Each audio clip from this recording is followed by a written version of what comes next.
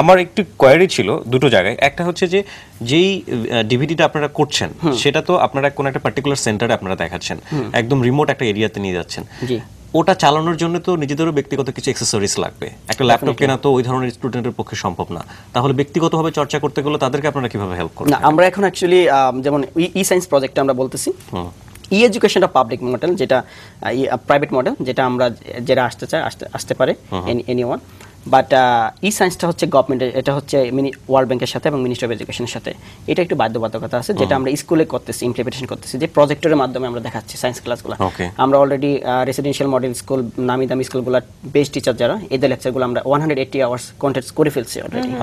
করে আমরা এখন এটা প্রজেক্ট এখন পাইলটিং প্রজেক্ট হিসাবে আছে আপনার হচ্ছে এটা শাহবাগ, মানিকগঞ্জ এই লাইনে আছে 6টা স্কুল আমরা পাইলটিং শুরু করছি।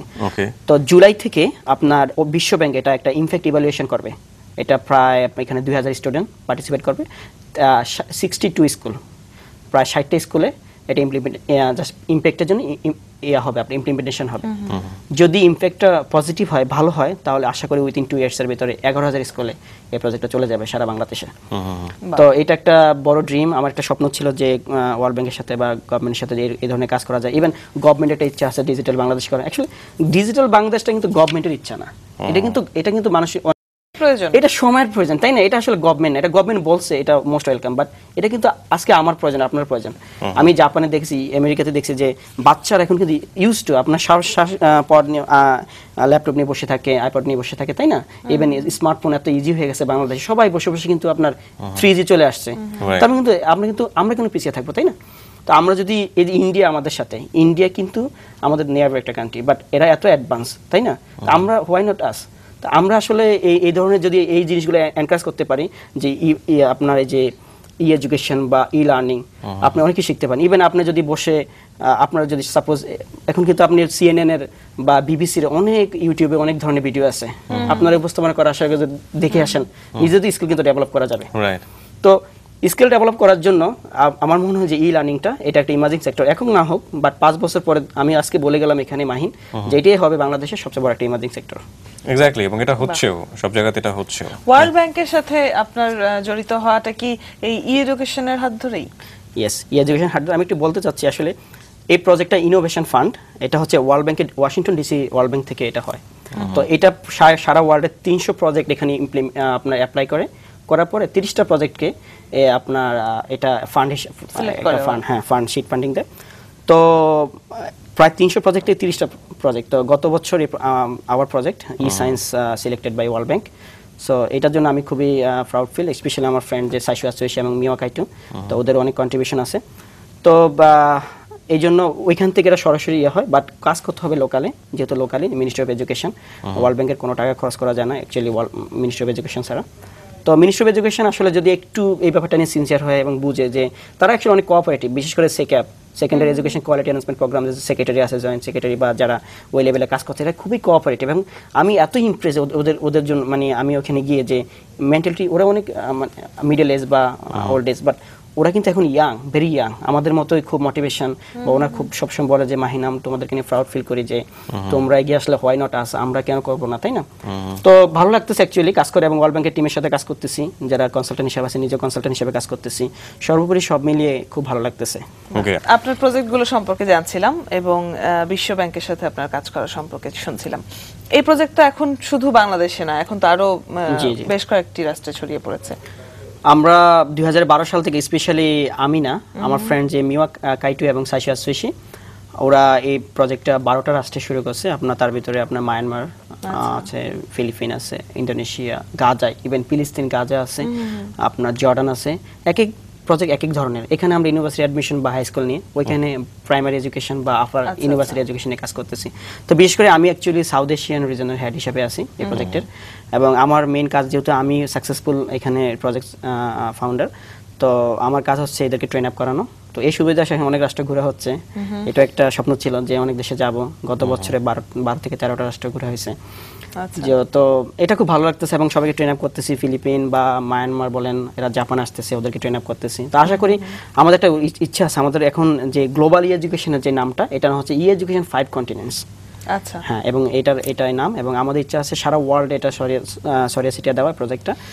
তো বিশেষ করে আমি এখন কনসেন্ট্রেশন দিই শুধু বাংলাদেশে, যদি আমি এখানে সাকসেসফুল সারা বাংলাদেশ এটা কভার করতে পারি, আমার নেক্সট প্ল্যান আছে ইন্ডিয়া এবং নেপালে শুরু করা। তো আমি একটু বলতে চাচ্ছিলাম যে আসলে জাপানিজ কমিউনিটি যারা ঢাকাতে আছে বিশেষ করে এরা অনেক সাপোর্ট দিচ্ছে আমাদেরকে, না বলতে নয়, কিছু লোক আছে যারা জাপানি কমিউনিটির সাথে সম্পৃক্ত, বাংলাদেশি বা জাপানিজ কমিউনিটির সাথে, যারা জাপানকে আমাদের সামনে তুলে ধরছে বা বাংলাদেশকে জাপানি কালচারে নিয়ে গেছে।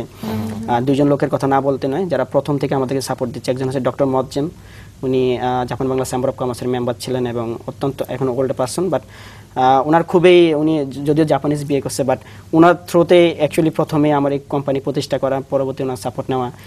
আপনার আরও অনেক ব্যক্তিত্ব আছেন, বিশেষ করে এখন অনেক সাপোর্ট দিচ্ছে এখন ড্যাফোডিল ইন্টারন্যাশনাল ফাউন্ডেশনের ডক্টর সবরকান স্যার, উনিও আপনার এগিয়ে আসতেছে। সবাই এখন আসলে বুঝতেছে আস্তে আস্তে জিনিসটা। জি, না সেটাই বরং ভালো। পুরো একটা কমিউনিটি যখন একটা জিনিস বুঝে সামনের দিকে চলে, তাহলে আমার মনে হয় যে পথটা অনেক বেশি সহজ হয়ে যায়। কোনো ধরনের কোনো অবস্টাকল, প্রতিবন্ধকতার মুখোমুখি হয়েছেন এখন পর্যন্ত? অফকোর্স অবস্টাকল তো অবশ্যই থাকবে। প্রথম হচ্ছে গিয়ে অবস্টাকল হচ্ছে বিশেষ করে গ্রামে আপনারা দেখবেন যে মেয়েরা কিন্তু আপনার ঢাকা বা বড় সিটিগুলোতে আসে না কোচিং করার জন্য বা এই ধরনের শিক্ষা নেওয়ার জন্য, ইউনিভার্সিটি অ্যাডমিশনের জন্য।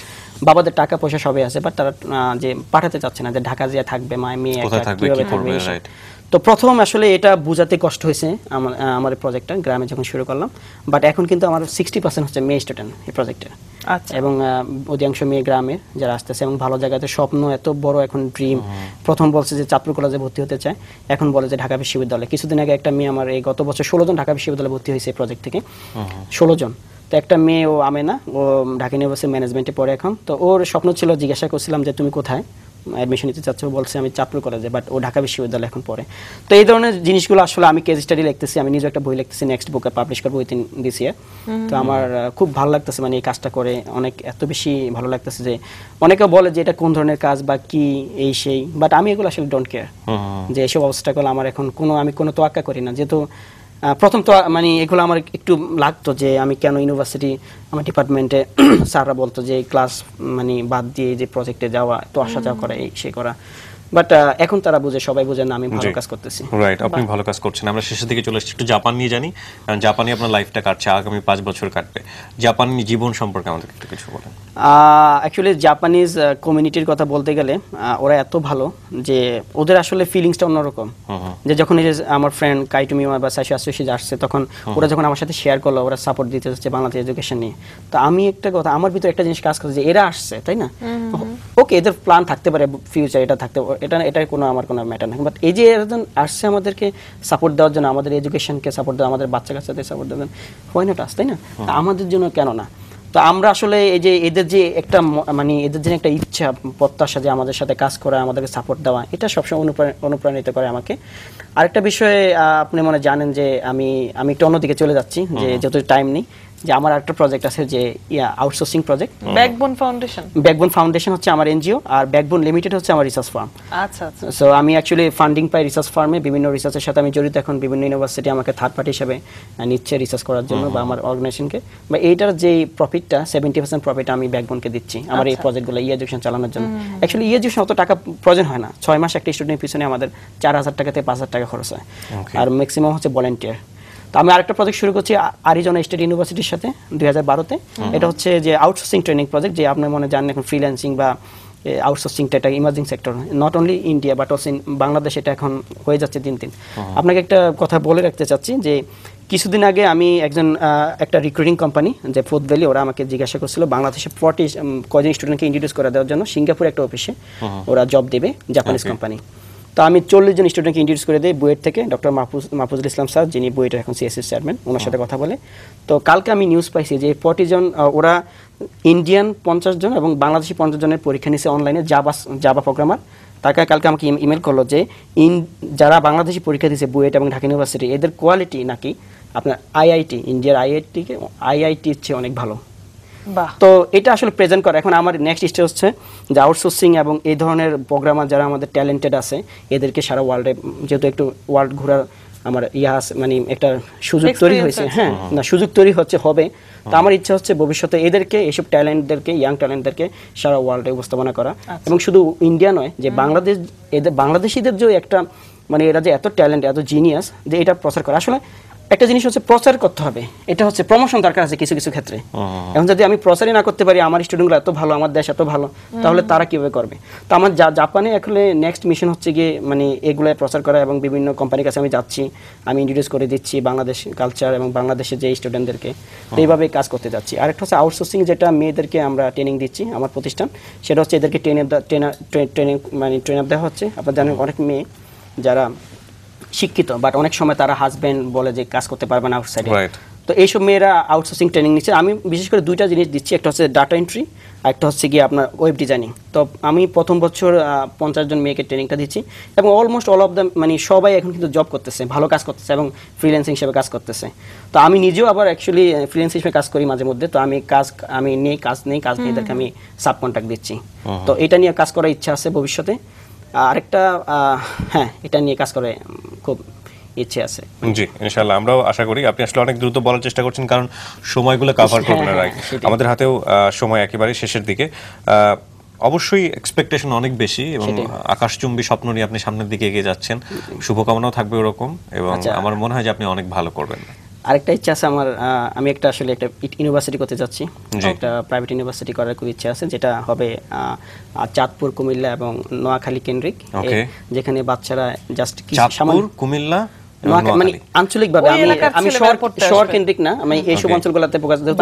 এখন সবাই শহর কেন্দ্রিক, তাই না? আমি একটু আঞ্চলিক মানে দিতে যাচ্ছি। চমৎকার একটি উদ্যোগ, আমরা আশা করছি আপনি সফলতার মুখ দেখবেন। আপনার জন্য অনেক শুভকামনা এবং আপনাকে অনেক ধন্যবাদ আজকে আমাদের অতিথি হয়ে আসবার জন্য। জি। দর্শক, রাঙা সকালের প্রথম ঘন্টাটি শেষ হলো, দ্বিতীয় ঘন্টায় দ্বিতীয় সফল মানুষটিকে নিয়ে আমরা চলে আসব। তবে তার আগে রয়েছে মাছরাঙা সংবাদ এবং একটি বিজ্ঞাপন বিরতি। এই মুহূর্তে চলে যাচ্ছি নিউজ স্টুডিওতে। ফারহানা।